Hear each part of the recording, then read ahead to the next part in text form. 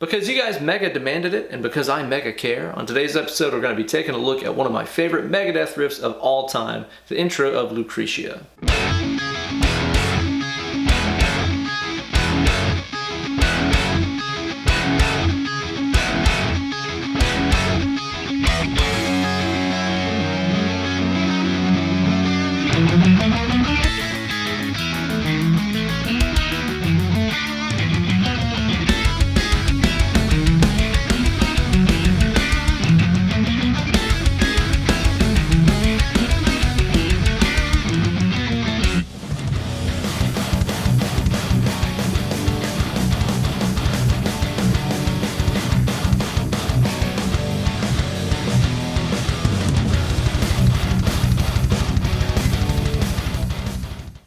Hey kids, and welcome to a brand new installment of Weekend Wankshop. Here with your best buddy in all the land, Uncle Ben. Rust in Peace by Megadeth is one of the greatest albums of all time, and in my opinion, the intro riff to Lucretia is one of the sickest riffs in metal history. It's pretty challenging to play, and I've seen a whole lot of bad tabs and lessons floating around for it out there, so I figured on today's lesson it'd be a good idea to give you guys an in-depth look on how to play this beastly riff. But before we get into the lesson, let's hear it again at Step Dave speed.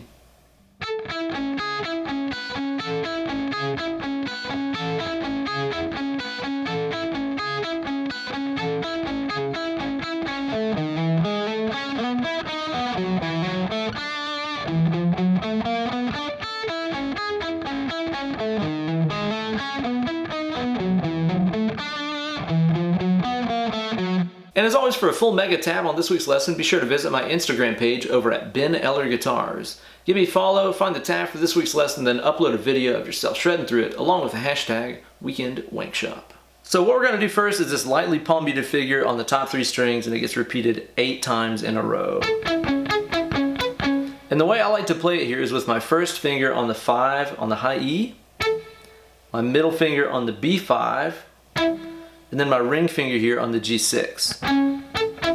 Now you could play that chord like this with 2 fingers, first finger on the top 2 strings and the middle finger on the G6, but it makes the next chord a lot harder to get into. So I like to kind of awkwardly put my first finger on the 5 on the E and my middle finger on the B5 because it makes the next chord easier. So again, lightly palm muted here, you're going to hit E5, B5, G6. And then what you're going to do is using that first finger, just scooch it down a fret. So now I'm on the high E string 4, B5, G6, and then using your little finger right here, come over and grab the 7 on the high E. And then what we're going to do is to play that G6. That gives you your 8-note phrase. And again, that gets repeated 8 times in a row. So the next part of the riff is the really tricky section here, and it's going to start off with the same first 2 chord shapes that you used before. So you're going to play that 5E, 5B, 6G, and then move that first finger down a fret and play 4E, 5B, 6G. And then what you're going to do is to take this little kind of, stair-step shape you're holding down right now and move up a fret and a set of strings. So now you're on the 5B, 6G, 7D. So again, everything that you just was holding down, you just move it up and over. Now you have 3 chords.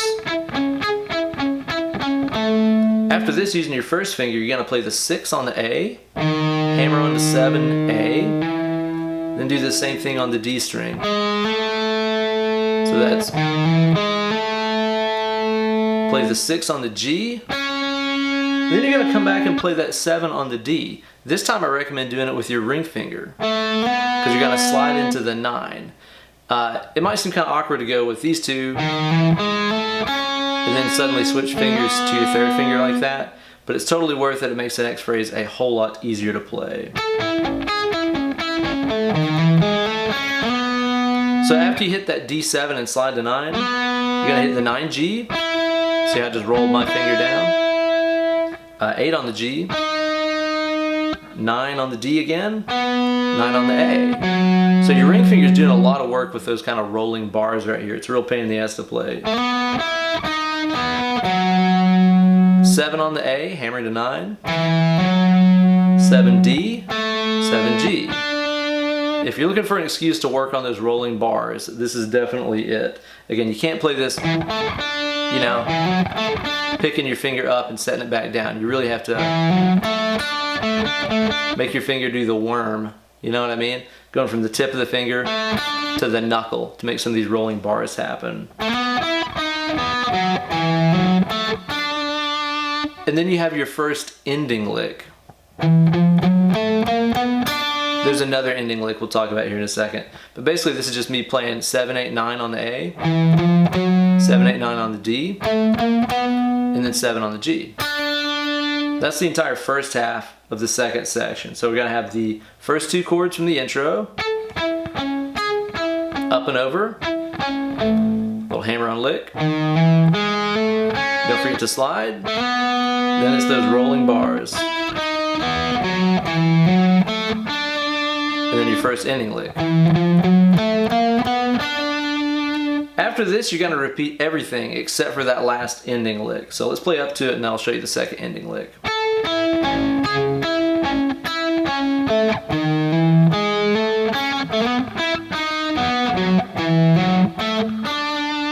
And then you have the second ending lick.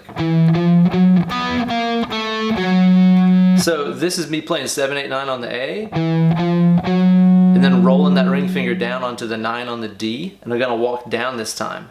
9, 8, 7, and then that 9 on the A. So again, the first lick was all ascending. The second lick is starts up ascending, ends up descending. So if you play both of those parts, you're going to end up with this.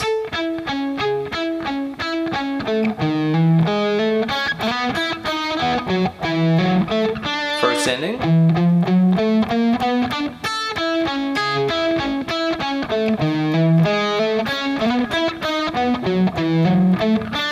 Second ending.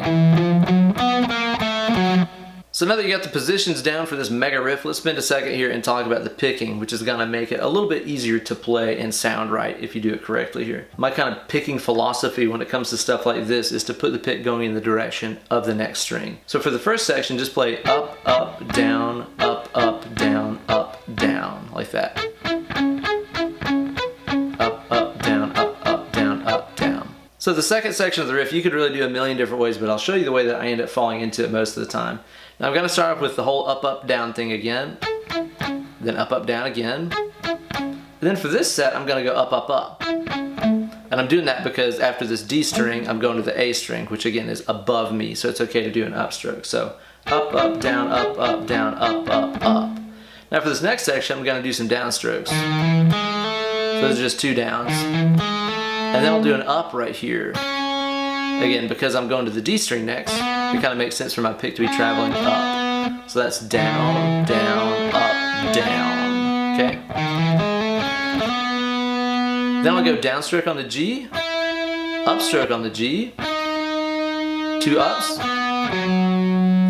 downstroke, the hammer on, down, up. And then the first ending is going to go, I think just alternate picked is usually how I fall into it.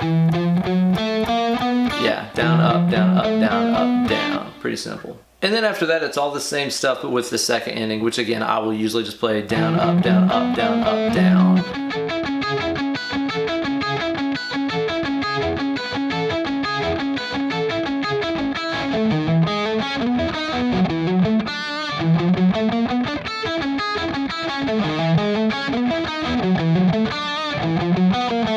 So there you go, guys, another by demand classic metal riff broken down into convenient bite-sized chunks for easy consumption. Hope you guys enjoyed that one. Be sure to leave me some comments letting me know what other classic awesome metal riffs you guys like to see broken down here on future installments of Weekend Wankshop. Be sure to like this video and subscribe to my channel for new lessons every single dang week. You guys can follow me on Instagram at Ben Eller Guitars or on Facebook at facebook.com/Uncle Ben Eller. And if you're interested in booking some one-on-one Skype lessons with me, be sure to drop me an email, benellerguitars@gmail.com. It's where you can reach me. I'll try to get back to you as soon as I can. Now get away from this gosh dang computer and go play some guitar. Less clicking, more picking.